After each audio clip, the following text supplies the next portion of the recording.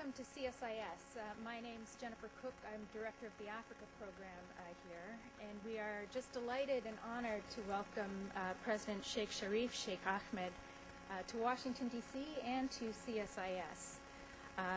We're delighted to host you here. I should let you know about this. Channel 6 is for English, 5 is English, 6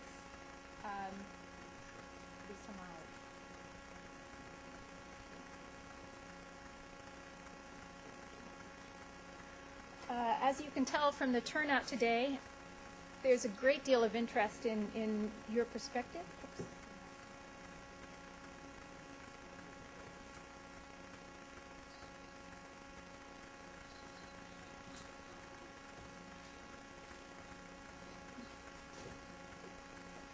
Is that working for you? Yes. Okay, great. Great deal of interest in hearing your perspective today on developments in Somalia and on the way forward. I know you understand a little bit of English, so I'll keep talking. CSIS has had a series of major conferences over the last 3 years on Somalia, trying to better understand developments on the ground, highlighting the humanitarian dimension of the crisis, which unfortunately often gets overlooked in the focus on security, and exploring the best options for U.S. policy and identifying moments of opportunity. Let me briefly introduce our guest today. President Sheikh Sharif was trained in law, geography, and Arabic. He was a senior leader in the Islamic Courts Union, fleeing to Kenya and then to Yemen after the Ethiopian invasion and the court's collapse in 2006. He was very active in the political opposition to the TFG as it was then constructed and to the Ethiopian occupation, an opposition that includes many of the people that today pose the greatest threat to the TFG's continued leadership. Following the resignation in December 2008 of President Yusuf, Sheikh Sharif was sworn in as president in January 2009, following an indirect voting process that took place in Djibouti. Let me say that a great deal of hope and expectation fell on his shoulders upon coming to office. We hosted in March, in partnership with the U.S. Institute of Peace, a conference on Somalia shortly after he came to office. There was debate at that conference whether over time Somali's various power bases would continue to fracture and disintegrate, but there was also a remarkable, I thought, a sense of optimism among many of the speakers on the new leadership's commitment to reaching out and forging some common ground with key political and clan factions. Unfortunately, much of that optimism was dashed by the rejection of the new leadership by Shabab and Hizbul Islam and their renewed push for control over Mogadishu and key towns. Today, from our perspective, and we're going to hear it firsthand, I think, the insurgency is publicly unpopular. It's fractured and fragmented, with reports in our press this morning, for example, of a deepening split between Shabab and al-Hizbul Islam over control of Kismayo. But while the insurgency may not be strong enough to topple the TFG, it certainly is powerful enough to make Somalia near impossible to govern and impossible for the TFG to really extend its writ over the national picture. The TFG, on the other hand, and I hope you will speak to this, is also in a sense fractured. It does remain weak, and like its predecessor, one gets some sense that there's a heavy reliance on kind of more of the military options than on mobilizing public opinion in Somalia, building a strategy that various factions can eventually buy into. I think the key, and we look to you and your shoulders to do this, the key will be building a viable political strategy that builds alliances in an enduring way that are based on common vision rather than political or financial expedience. a strategy that Somalis can buy into, and that then the African Union, the international community, and the Somali diaspora, many of which are represented here, can throw their collective weight behind. For Washington, I think for Washington policymakers, the TFG still offers the best option of engagement, and I think that was very much cemented by Secretary Clinton's visit in August and her conversations with you at that time. And that's very promising. So we're looking forward to your thoughts on building this national strategy, for building these critical alliances, prospects for weakening the insurgency, how you see that happening, and how international support can be most productive. Again, welcome. We're honored to have you, and we're all looking forward to your remarks. Thanks very much.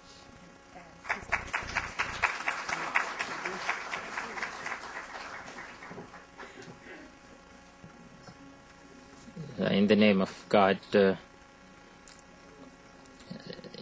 I'm very pleased to be here today with you. I want to thank the U.S. government for allowing us to visit in this country. Very pleased to be here at CSIS and its leadership allowing us to have this great opportunity.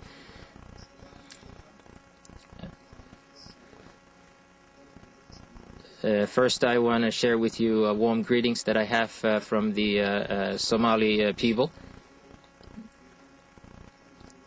Both myself and my delegation, and this is encouraging.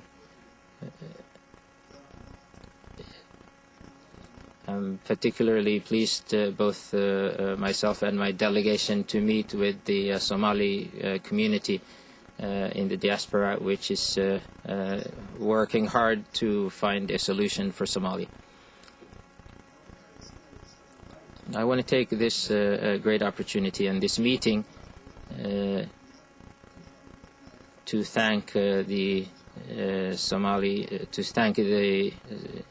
the people and the government of the United States who have accepted to bring peace to Somalia. Somalia is a large country.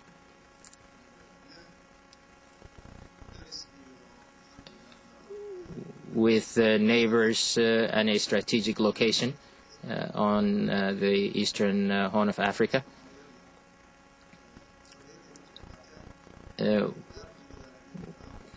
When the Somali people earned their independence, they have chosen the democratic way and elected a government, a democratic government for themselves.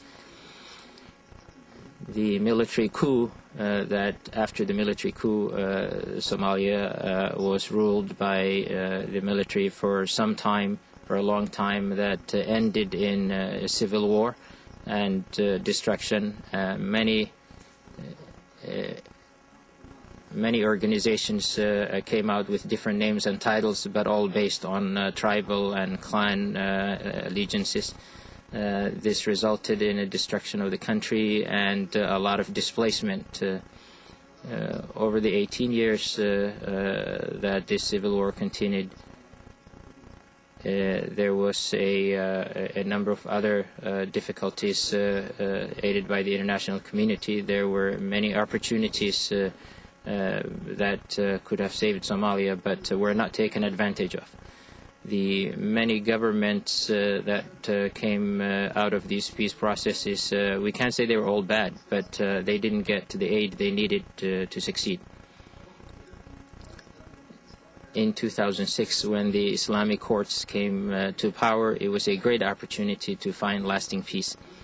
If the international community put its efforts to bring peace instead of fighting the Islamic courts.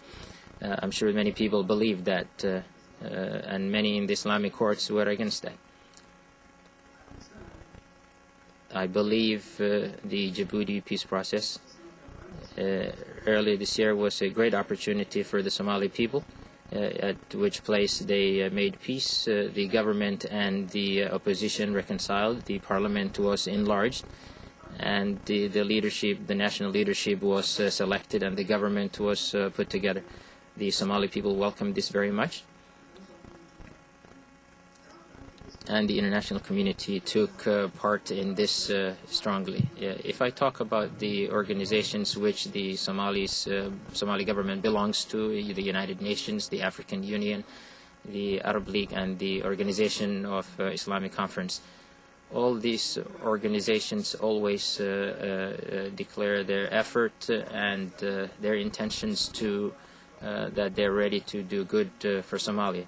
But there's always this feeling that they didn't deliver what was needed. This resulted in the wars in Somalia extending and new problems surfacing every day.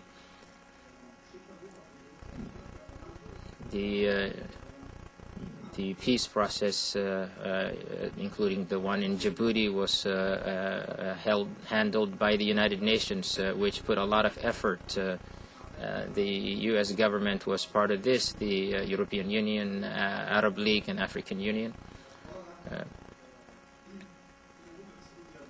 But the only people who are willing to shed blood for Somalia is the African Union, and the presence of AMISOM is an opportunity for the Somali people and government that a Somali government can be built, a viable Somali government that can take care of its country and its people.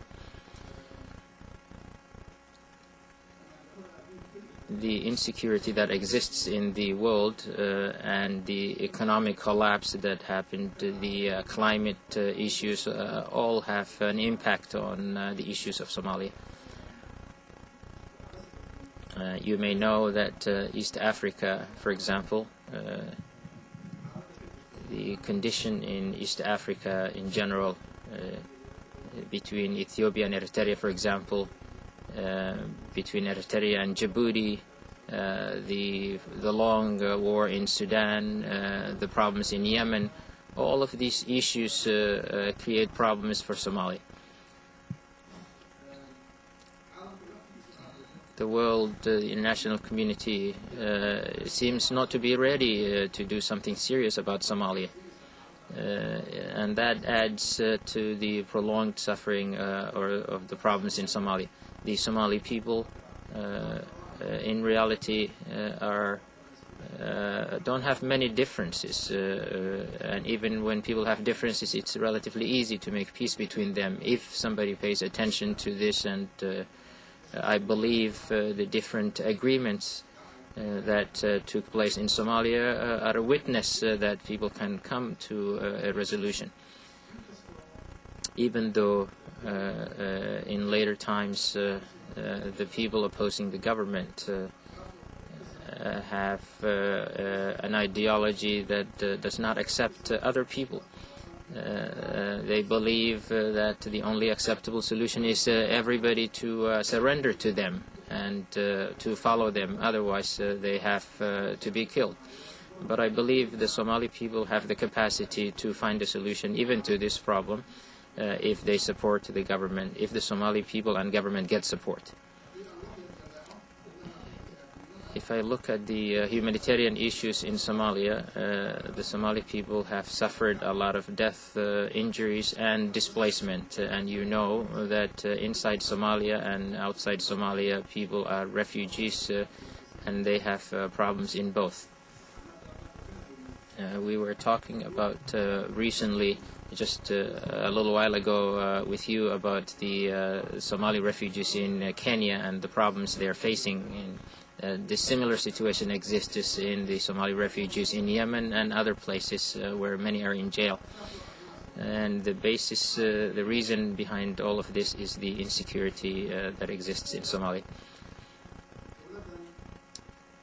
This government, as you know, existed for a short period of time and has paid a lot of attention to the security, the humanitarian issues for the refugees, and the reconstruction of the country. In order to be successful in these, the government immediately moved to Mogadishu, even though there was no reliable security situation. And in Mogadishu now you have the parliament and the rest of the government.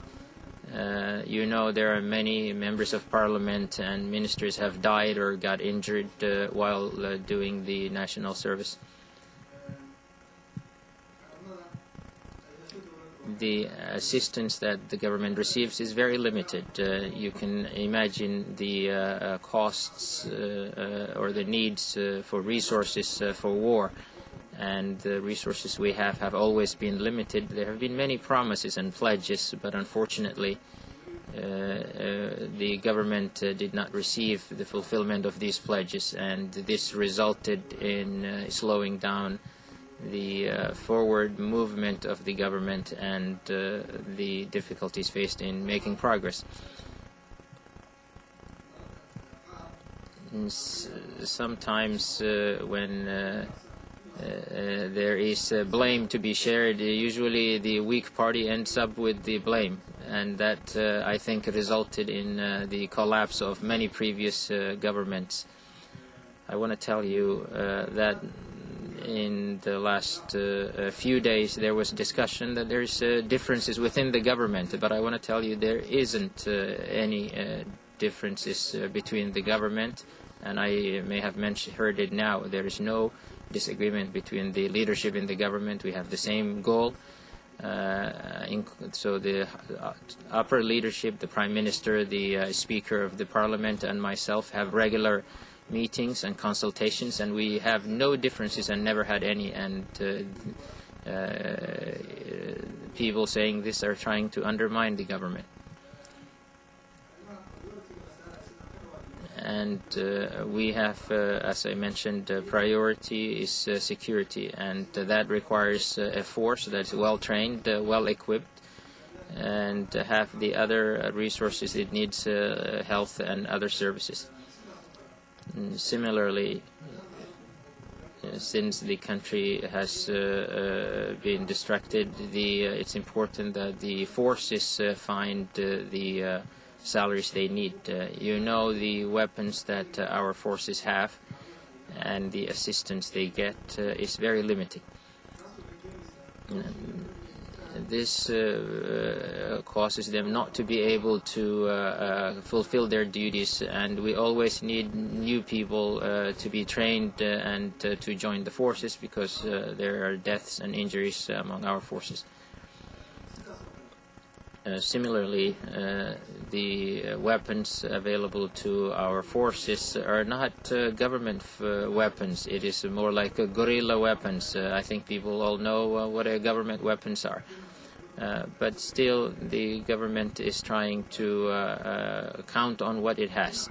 On the other side, we're not relying only on forces and weapons. We are working hard on the reconciliation issue, and we have tangible results. And you may know that many on the other side have made peace with the government. Initially, there was a portion of Hizb al-Islam who joined the government, and while we were traveling now, another part of Hizb al-Islam joined the government. We have an agreement that we signed with Ahl Sunnah wal Jama'ah, and we are in the middle of implementing that agreement. We have different negotiations with our opponents, and the purpose is to convince them to join the government. When you look at the world, they look at it with an eye towards security only, and we think it's appropriate to look at Somalia with a complete program that includes reconstruction, humanitarian, and helping refugees to revive the economy. That would result in the revival of the hope of the people, and empower people to solve their problems. The small problems that came out of the destruction of the country. This government, as you all know, has an open policy that allows a common policy. We revived the relationship between Somalia and the rest of the world. You know, the last 20 years there have been many problems in Somalia, and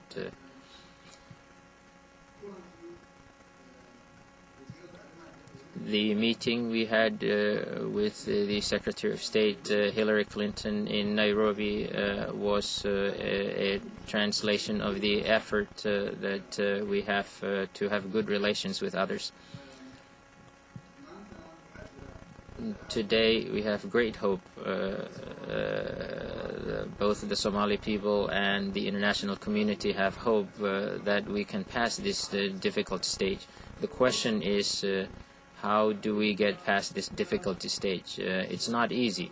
We have to work hard, we have to have a common understanding and cooperate together. The problem in Somalia is not something that should be left to the Somali people alone. The entire international community have to take part in this. So if there is no cooperation and the government is not assisted fully in this, it is certain if it's not supported that we cannot achieve the goals that we have. I want to take an example of the people who are fighting us.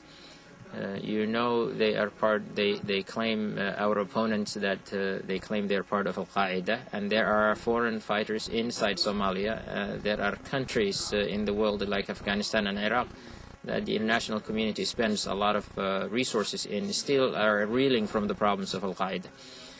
It's not only that their problems are limited in Afghanistan, but even neighboring countries like Pakistan are suffering from Al-Qaeda.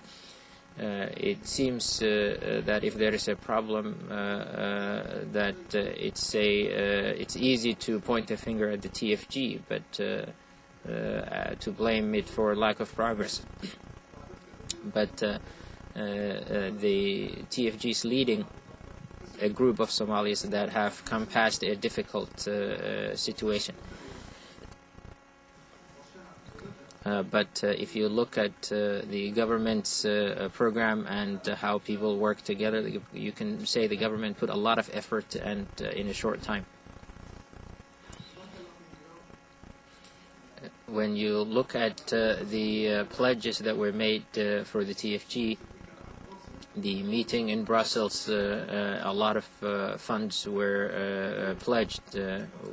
There's no much tangible results from these pledges. Not much has materialized, which is an indication of the commitment of the international community is slow in coming.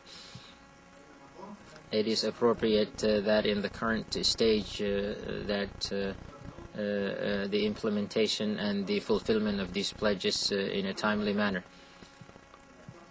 I want to point to that fact that collaboration requires confidence between parties. We are confident that the difficult situation in Somalia can be overcome if the following steps are taken. The first step, to find the necessary resources, financial resources for the 4 military forces for training and equipping. Second, to expedite and reinvigorate the reconciliation process between the government and its opponents, and to have a unified vision to reach success in this reconciliation, which is to help the government in the progress and the reconciliation it's involved, and not to start other negotiations on the side, because many governments like to do that, and that will undermine the government's efforts. So this is a danger that we would like people to avoid, because since the government is prepared to talk to the people, there is no need for other governments to start new negotiations on the side. The second issue, since there is a legitimate government in the country, all dealings and it should be consulted on all steps that are to be taken. What happens is every government may talk to whoever it wants to talk to, and may have a debate or ask for the opinion of different players, and this will undermine also the unity and the governance structure we're trying to make. We believe that the Somali people if they find the resources needed, they are capable of taking responsibility and ensuring security. Since there is no convincing reason to shed blood, because we are all Muslim, we have reconciled politically, we're willing to talk to anyone who has issues still.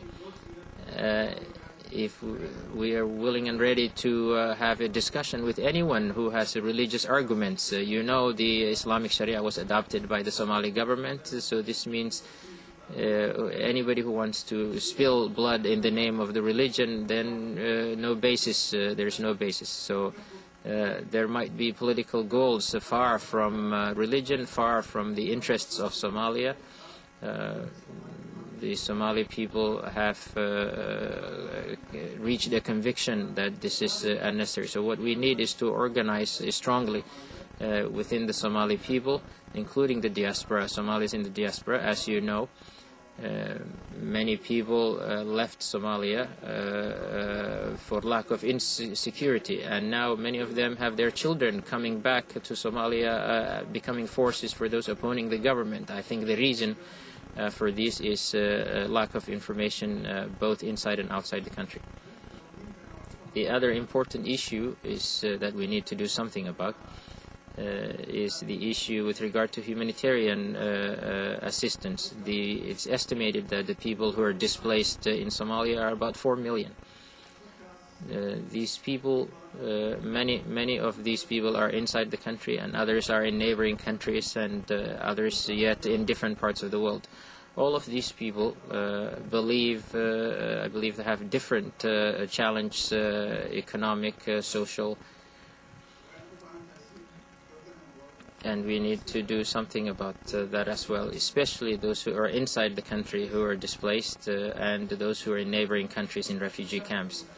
The humanitarian assistance reaching this in an effective manner, these people in an effective manner can bring back hope and can create hope inside Somalia. The other issue, important issue that I want to point out is the reconstruction of the country. As you know, over the last 18 years, the educated people and the intelligentsia have left the country. The services have collapsed, hospitals, education, roads, airport, and seaport. To revive all of these services is part of the security issue, because the more you create a peaceful hope for people, it'll strengthen the peace process. If I look a little to the experience we had from the 6 months of the Islamic courts, it was not that people were united because of force, military force. No, it was the services that we were able to start with very little resources. We think that since the international community is prepared to help Somalia and to the return of services, it can help peace and it can bring back hope. All these issues that we mentioned, the government has a plan. The Council of Ministers came up with a plan. They came up with how this will be implemented. Unfortunately, the government doesn't have the capacity to implement this on its own. We need assistance from the rest of the international community, and we need the U.S. government to lead this effort because it has a special responsibility on this. The peace process that we mentioned, if the items we mentioned is fulfilled, the reconstitution of the Somali forces, the humanitarian assistance for the displaced people, the return of services for the public, these issues collectively will create hope and encouragement. As you know, human beings live on hope for the most part. So all of these things collectively, we believe, will bring about or can bring about the strengthening of the hope and optimism of the people. I cannot forget the AMISOM forces, which I mentioned are important in their presence. We've been hoping for some time that they will reach earlier than now the 8,000 strength of their force. Their presence, as we mentioned, can be more meaningful and more effective when they are present in full force and they can fulfill their mission. You know that their headquarters was attacked recently with a suicide bomber. That is an indication that they do not have all the legal and economic needs that they have to fulfill their program. This is an important part of their program towards peace. We mentioned the human capacity, or the people who left the country, including trained officers, and their absence lowers the capacity of the military forces to do their duty. The return of these skilled professionals, military or civilian, will give the government's program weight, and you know, part of the program includes finding ways to return the professionals in different ministries and the military officers and have them return to the country. Similarly, during the time that Somalia was in a state collapse, there are many people who have graduated with high degrees from different universities, and we believe can do a great deal today, and a great deal today in their country. It would have been a great opportunity for us if we can get all of these people return to the country and to participate in the reconstruction. With regard to the economy, as you know, Somalia has a lot of natural wealth, including livestock, including maritime wealth, marine wealth, and products, farm products. It is unfortunate that a country with all these natural wealth is still waiting for assistance from the outside. Given an opportunity, we believe the Somali people, if they have peace, they can reach self-sufficiency, and we can have a vibrant economy based on a free market. The Somali people are known to be very enterprising and good in commerce, and they're well known historically in East Africa. So to make it possible for them to find peace so they can be productive can result in their overcoming this situation quickly, this difficult situation. I want to point out, since the Somali people are Muslim people, and there are many problems in the understanding of the religion, the Somali people have always been a peaceful group. Islam reached Somalia peacefully, and the Somali people have always been away, as we know from history, from violence. The ideas in Somalia now are not native to Somalia. They are foreign ideas. To confront them requires a lot of effort. I believe that the misunderstanding that took place between Islam and the West was part of this problem. And what we need is to take two steps. The Somali people and government should take the responsibility to find a peaceful way based on our religion, and to confront this alien idea using the Somali scholars who are well educated, and the educated people and everybody else who have weight on society.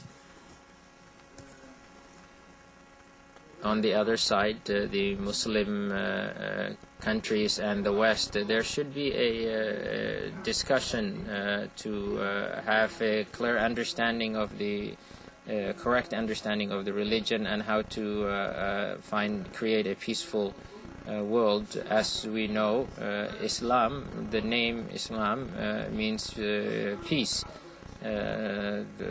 Allah, God, His name is peace, and the location that the message started in Mecca was a place where fighting was forbidden, so it was religion around peace. Prophet Muhammad, peace be upon him, the first government he built was participated by Muslims, Christians, and Jews and pagans, and everybody knows, and they were all defending the city of Mecca. If we remove that idea from the equation, it gives an opportunity to those who want to use the religion for political gain and to harm the rest of the world. The problem, we believe now, is not limited to the West and Islam, but it reached the world of the Muslims. You may know how many people were killed in Somalia by terrorists on the name of religion. I want to mention in particular the name of a member of parliament and Minister Omar Hashi, our Minister of Security. And the two people you heard while we were in New York were killed in Somalia. All these people are dying because not because of the people killing them have a correct understanding. So we have to find a way to have an argument or discussion with these people and find a solution based on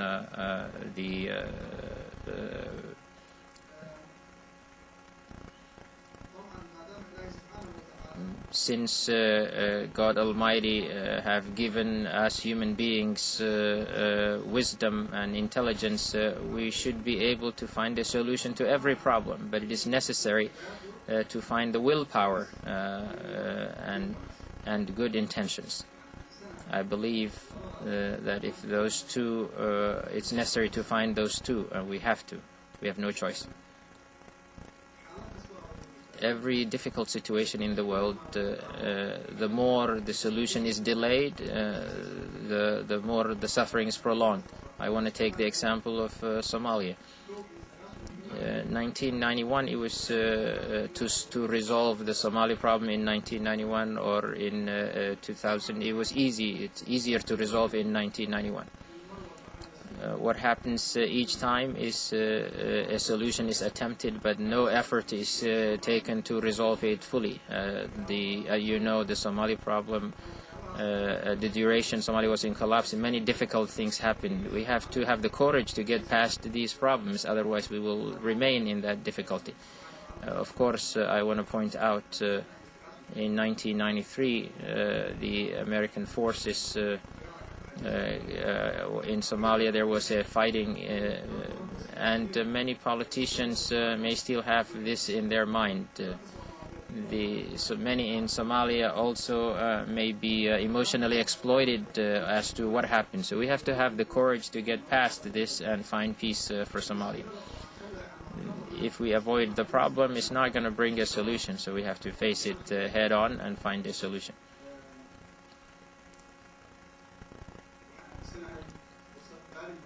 I believe we have a great opportunity now, and we can take advantage of it. People can look at it from different angles, but I believe it's a great opportunity that will allow us to do something. Because of that, what we're waiting for is for the world community to come to the aid of Somalia, and for the U.S. government to do its responsibility. Before I conclude, I want to thank everyone who wishes and helps Somalia, wishes good for Somalia, everybody who feels with Somalia, including the ambassador, the representative for the U.S. government in Somalia, and this institution that gave us an opportunity to say something about the problem of Somalia. I'm very pleased to be here with you today. Thank you very much. May peace be with you.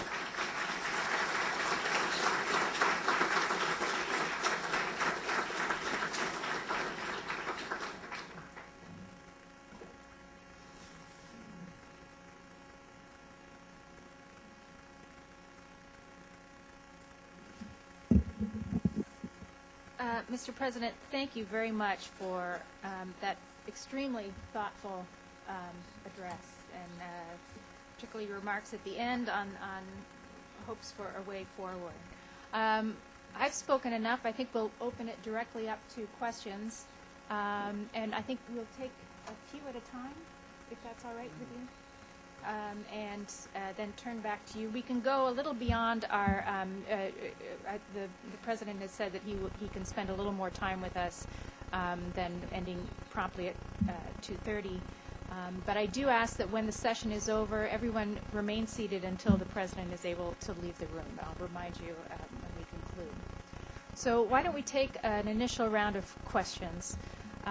Again, I don't have my glasses, so it's going to be difficult. There's one in the very, very far back. I think that might be Joel Barkin.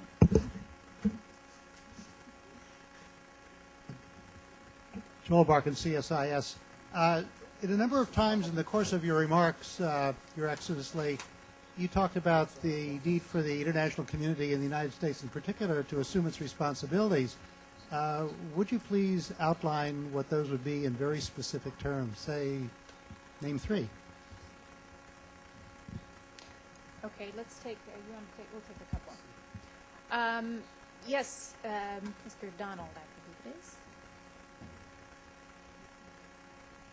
Thank you very much.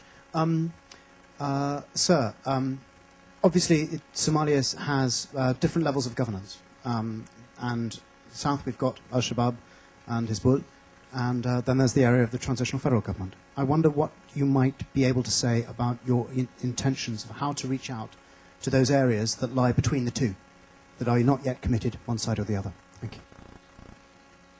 Okay, we had a question over here. Please identify yourself, too, as you speak.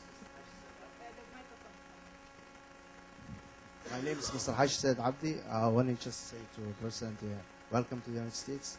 I want to thank to the Jennifer Group, or just she's not the first time that she did a conference like this. I want to ask you two questions, the President.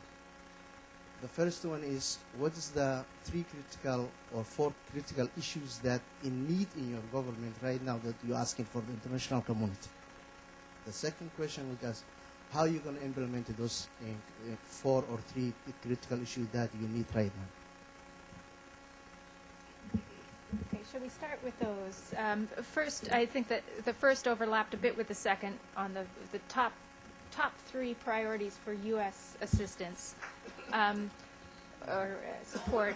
The second on reaching out to those areas that fall between Shabab, Hizbul, and the TFG control. And then top priorities for how you'll implement this vision.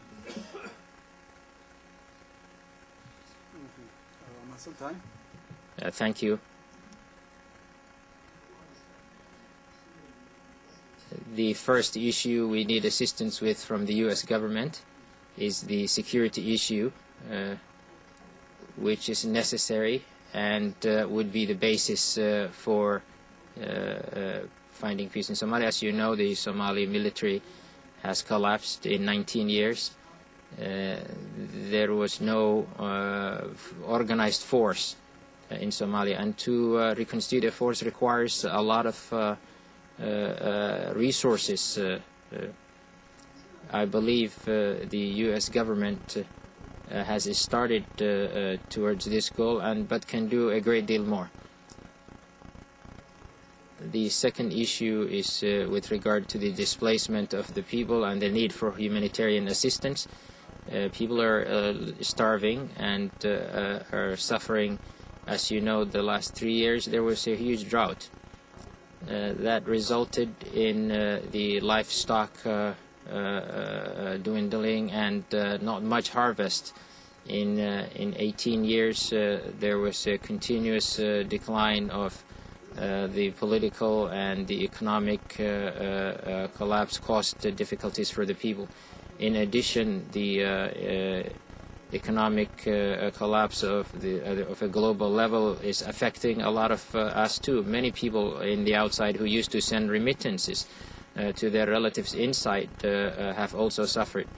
So the humanitarian service is an area that the U.S. government can do a great deal about as well. The third one that the U.S. government can do something about is the reconstruction issue. If there are no hospitals, no universities, no roads, no schools, you can imagine the level of difficulty. So to do something about these is part of our priorities, and it is something we're waiting for the U.S. government to do something about. If I go on to the question of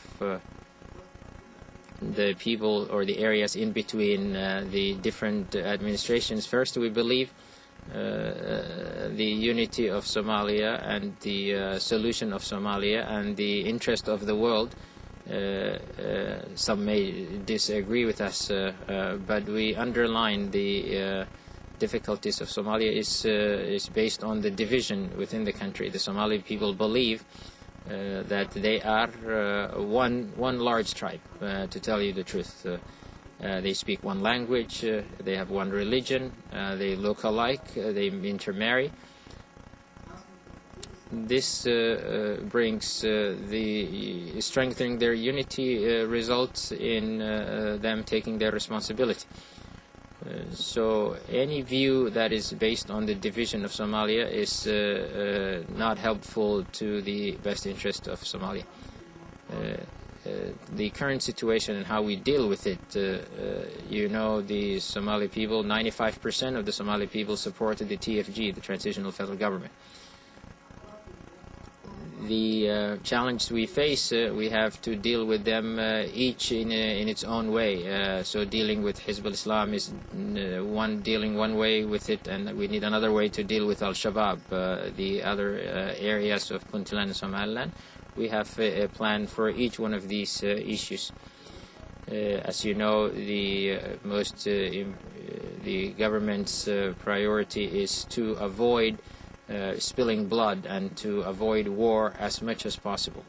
But you know that the current fighting is imposed on the government, imposed on it by extremists who are not interested in having a government. They are removing the Somali flag and replacing it with a black flag.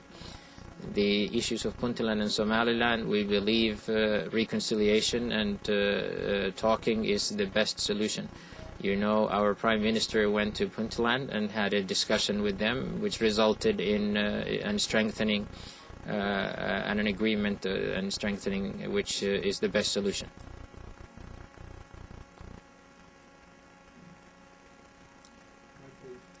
Hi, sir.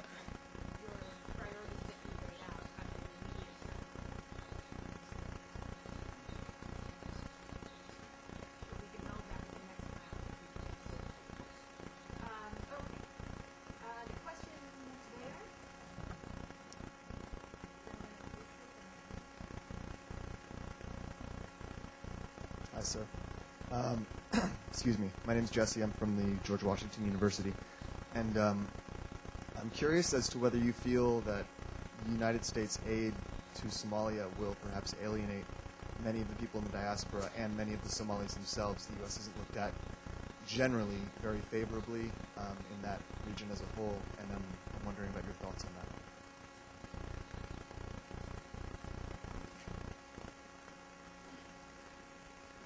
I'm Hassan, and I work for the Congressional Research Service, but my opinions are just my own.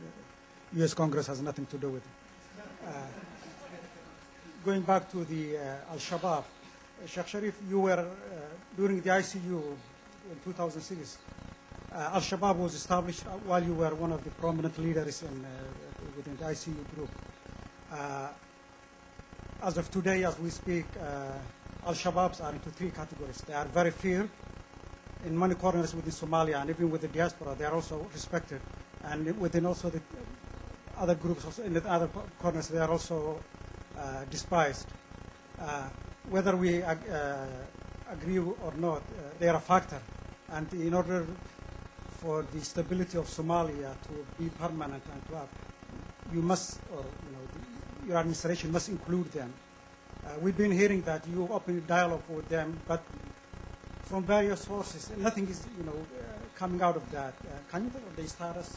Since you yourself knew much about the Al-Shabaab, can you tell us the cells, how they were formed, who to contact, why did you fail to actually deal with them?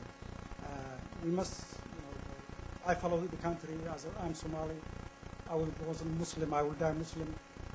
I will always, I'm a U.S. citizen, but I would like also Mogadishu to be a place where I can go and my mom and dad, could peacefully live. And unless we really deal with the group, with the Asmara group, like you had some very good Somalis up there. You visited them, despite the proxy war, the Eritrea and Ethiopia played. What happened to dealing with the opposition and settling once and for all the Al-Shabaab factor, which is getting the momentum? Thank you, Hassan. We have a question there. Bismillah, alhamdulillah. My name is Omar Mohammed, and I'm the Imam of Ivy City Mosque in Washington, D.C. First, I welcome our President, Sheikh Sharif. And I want to assure you, Mr. President, that Somali diaspora in North America is supporting you 100%. And you will have our support completely. And I know you are facing a very difficult task in Somalia right now. But my question to you, Mr. President, is that why can't you concentrate to create peace in Mogadishu before any other region? Why your government is not putting enough effort to really concentrate how to bring peace to Mogadishu? Assalamu alaikum. Those are all big questions. Why don't we start there and then turn back for yet another round? Have the question of U.S. assistance and whether that alienates as well as perhaps helps, but can alienate some elements. How to engage the Shabab, and then the focus on Mogadishu.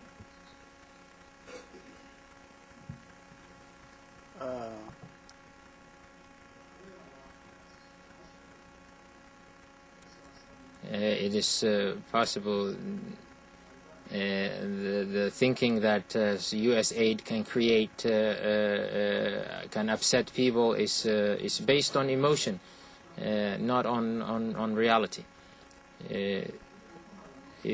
If we speak as a government, big part of the government is a relationship, and the relationship is between the Somali people and the other peoples in the world. The U.S. Government is the largest, probably most important government in the world, and that relationship is needed by all governments. Part of our priorities is to have a relationship with all governments, including the U.S. government. With regard to Islam, Islam always was based on good relations with others. It's some of the basic tenets of our faith. Therefore, our argument is that if we want a government, we want to have good relations with other people. If we want to practice our religion, then we have to have good relations. And anybody who disagrees with that, we have to sit down and explain to them. I want to leave this question there.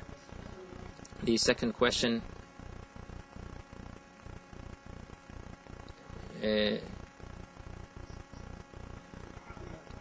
with regard to the Shabab, the movements that take extreme positions, they come out at different times but don't last very long. It is possible that many people in Al-Shabaab were of the belief that they can capture Somalia quickly and do what they want to do.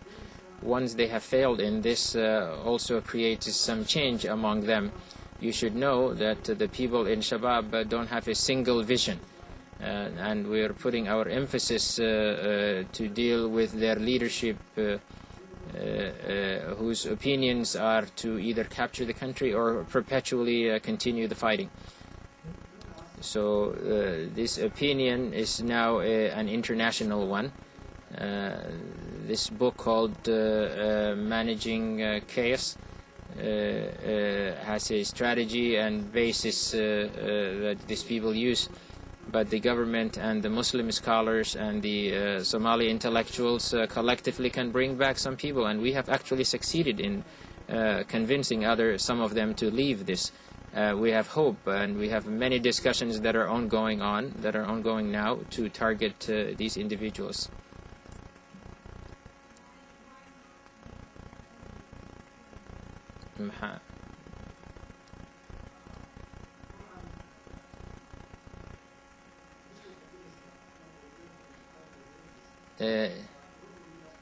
Yeah, with regard to Mogadishu, there is a priority for us and priority for the enemy, so these two priorities are clashing. We are in the process of finding a solution, and we are working on this.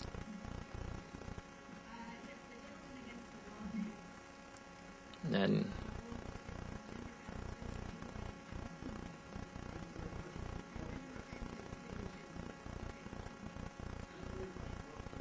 Your courage is an inspiration to the whole world. My name is John Simon from the Center for Global Development. Until January, I was the U.S. Ambassador to the African Union. And at that time, we were heavily focused on trying to encourage the United Nations to step into the shoes of the African Union, the AMISOM mission, and set up a UN peacekeeping operation in Somalia. That attempt was ultimately proved futile. I'm wondering if you could comment on the prospects of an effort to get the United Nations to send a UN peacekeeping mission to Somalia now, and if not, are there other alternatives to buttress the AMISOM force and to give it the resources they need to do the job at hand? Thank you. Yes, the lady. Good afternoon, Your Excellency. Marian Douglas Ungaro, and I was an observer at the Eldoret and Mbagathi talks in Kenya when my husband, Carlo Ungaro, was the Italian diplomatic representative for Somalia. As you probably know, October 24th will be the 7th anniversary of the shooting death of Starling Abdi Arush in Nairobi. And there's a lot of people in this room who knew Starlene and what she contributed to trying to claim peace for Somalia again, the progress that they made in Merka and Shabelle region. I have visited Mogadishu and Shabelle, and I want to know about the role of women. I was very supportive, my husband and I, of women's participation at Eldoret and in Mbagathi. And it may have been the largest contingent of women representatives in any African peace talks or in any peace talks anywhere. And we want to know, what role do women have right now and in the long term? They suffer the most, as you well know. In the last U.S. administration, Jundai Fraser spoke often about the importance of women's participation. Mahatsanit. Ambassador Shin.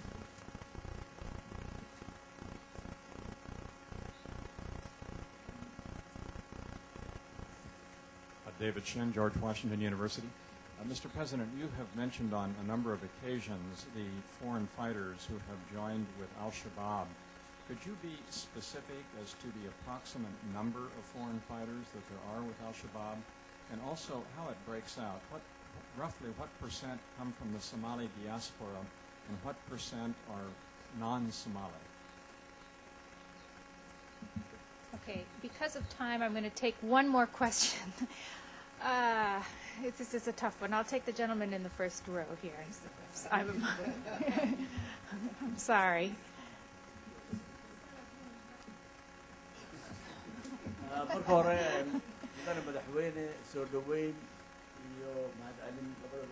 First, Mr. President, I want to welcome you, and we welcome you. You have explained the Somali situation well. I have two questions.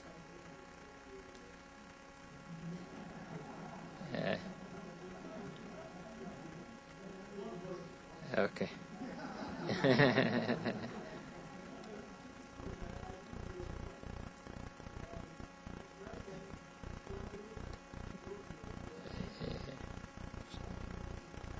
You brought up the issue of the African Union.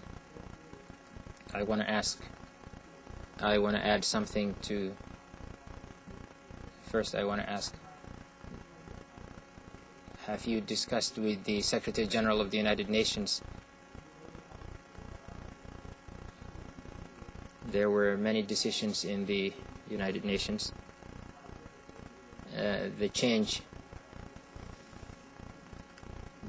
of AMISOM to international forces. I wanted to know if you had this discussion with the Secretary General of the United Nations. if you can give us a little detail and the other meetings you had with the many leaders that you had in New York, meetings with them in New York. I'll keep my second question to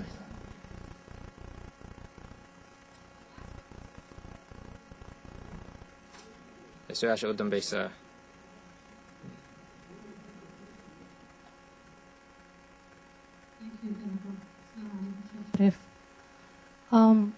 I have been a staunch supporter of Sheikh Sharif. I'm not hiding that. We struggled to help the cause, to evict the Ethiopian soldiers, the brutal Ethiopian soldiers. But I don't want to be intellectually dishonest and say everything is milk and honey. I feel there's neglect.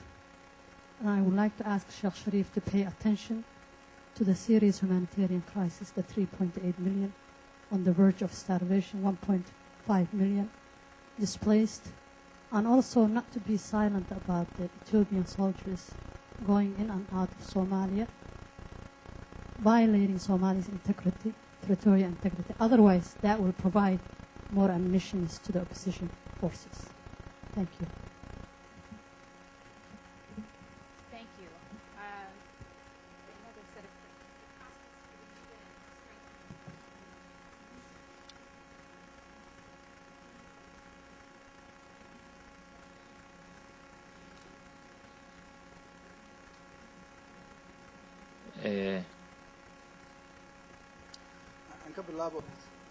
I want to start with the question of the ambassador.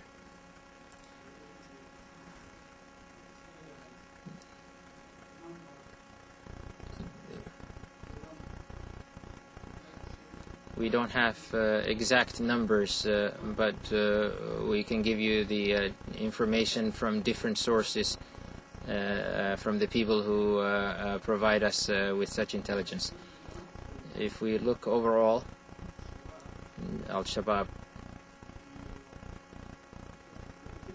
and the people from the diaspora, the people from the foreign fighters include Somalis with different nationalities from the West, and people from other nationalities, non-Somalis, Arabs and Africans and other places.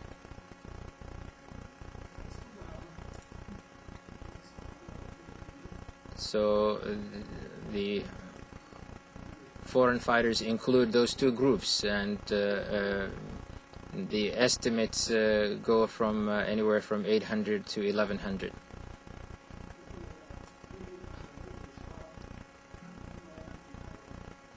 To get overall numbers for Shabab is difficult, but they are in the thousands. That is a fact. I want to leave this question there. With regard to the question of participation of women, first, the Somali women in our society are very active. Many families rely on the efforts of women. When you talk to Somali people with regard to the role that his mother and his sister and other female members of his family took in their life, it's very significant. Somali women are also known to be very active, and they are needed both in peace and in war. I know you wouldn't want me to include them in a war. With regard to our government, there are many women in parliament, in our cabinet, and many women work without official titles, including this young lady who mentioned that she used to support us, and I hope she will continue to support. Of course, human beings have limited capacity, but it is important that they have to be convinced of what they're doing. The challenge we face and our capacity are very different, but we're confident that we can solve these issues and we will succeed. I hope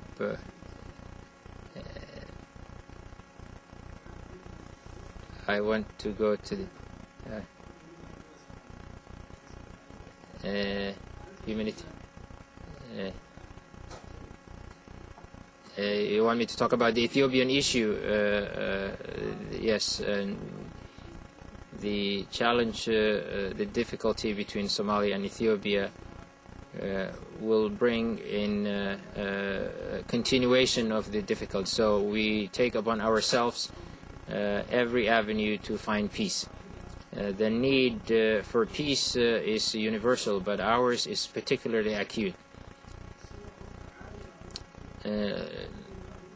If we think like normal people, if the leadership thinks like the regular people, many things will go wrong. And when you think, when we talk about Islam, we have to think about the results that can come out of every step we take. Since Somalia and Ethiopia have a long-term enmity, we have to look towards finding a solution between them. And if there are things we dislike, we have to find a solution that we can discuss with them and say this is not appropriate. But what we cannot do is come to the microphone to win the emotional argument and just say whatever we want, because that can bring unnecessary difficulties for us. We have the same feeling as you do, and we have the same struggle, but where you are, the position of leadership, we have to think in the best interest and not with our emotions. I want to move to the United Nations. They put a lot of effort with regard to the AMISOM forces. They're doing a great job, but you should know that but the UN is very bureaucratic, and it takes a very long time to accomplish things. Many governments have a say in these things. They have to agree on things. They have a lot of difficult rules. So I want to assure you that the Secretary General in our meeting worked very hard on Somalia and worries about Somalia, and had meetings with us when we were here. I want to tell you that the international community is very, very keen on finding a solution to Somalia. All we're saying is speed up this assistance to end this problem.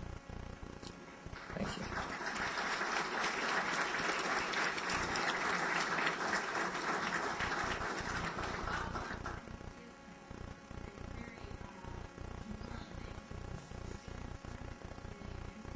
Range of questions. I think we are all very eager for you to succeed in the ambitions that you lay out.